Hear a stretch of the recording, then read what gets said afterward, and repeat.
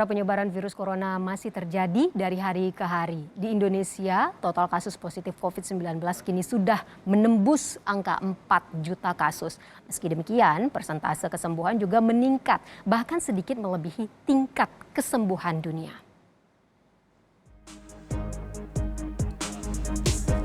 Satu tahun lebih, pandemi COVID-19 melanda dunia dan tak kunjung mereda. Khusus di Indonesia, kasus corona tercatat mengalami peningkatan, baik dari jumlah kasus aktif, kesembuhan, maupun yang meninggal dunia.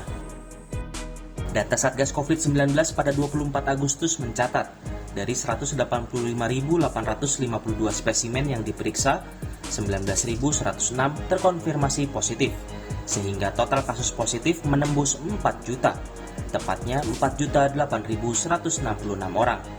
Pasien meninggal dunia bertambah 1.038 orang, sehingga totalnya mencapai 128.252. Sementara yang sembuh bertambah 35.082 orang dan totalnya menjadi 3.606.164 orang.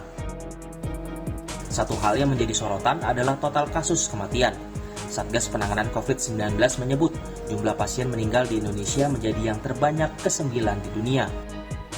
Bahkan, persentase kematian di tanah air lebih tinggi dibandingkan dengan kasus kematian di dunia. Namun sayangnya kematian di Indonesia masih lebih tinggi dibandingkan di tingkat dunia.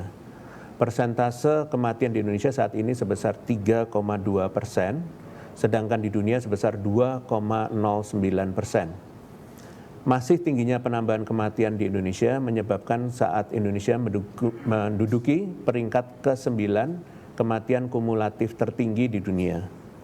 Dan per tanggal 22 Agustus, jumlah kematian mingguan di Indonesia sebesar 8.784 kasus atau masih lebih dari 1.000 kematian per minggunya. Menurut Wiku, tingginya kasus kematian ini disebabkan oleh kurangnya pemanfaatan fasilitas pelayanan kesehatan dan isolasi terpusat bagi pasien COVID-19. Sehingga banyak di antara mereka yang tidak tertangani dengan baik. Meski demikian, jumlah pasien yang sembuh memberi kabar baik. Tak cuma meningkat, persentase kesembuhan pasien di Indonesia juga lebih tinggi dari dunia. Selisihnya memang tidaklah besar.